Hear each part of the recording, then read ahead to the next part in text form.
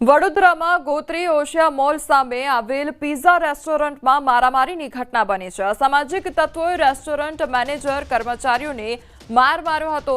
Family રેસ્ટોરન્ટમાં યુવકે યુવતીને ખોળામાં બેસાડી પિઝા ખવડાવતા માથાકૂટ થઈ હતી। રેસ્ટોરન્ટના મેનેજરે અભદ્ર રીતે ન બેસવાનું કહેતા માર મારવામાં આવ્યો હતો, તો યુવકોએ પોતાના સાગરીતોને બોલાવી પિઝા ડિલિવરી વાહનોમાં તોડફોડ પણ કરી હતી। મેનેજર સહિત અનેક કર્મચારીઓ ઇજાગ્રસ્ત થયા। લક્ષ્મીપુરા પોલીસ સ્ટેશનમાં સમગ્ર મામલો પહોંચ્યો તો રેસ્ટોરન્ટના અંદરના સીસીટીવી ફૂટેજ પણ સામે આવ્યા છે।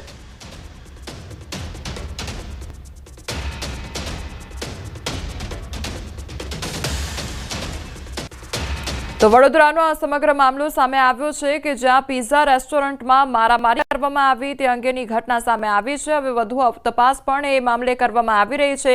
એક તરફ એ સીસીટીવી ફૂટેજ પણ સામે આવ્યા છે કે જ્યાં યુવક દ્વારા જે યુવતી છે તેને ખોળામાં બેસાડીને પિઝા ખવડાવવામાં આવી રહ્યા હતા અને તે દરમિયાન ત્યાં રેસ્ટોરન્ટના જે મેનેજર છે તેમના દ્વારા તેને વાત કરવામાં આવી હતી। આખો મામલો ઉશ્કેરાયો અને ત્યારબાદ મારામારી થઈ હતી।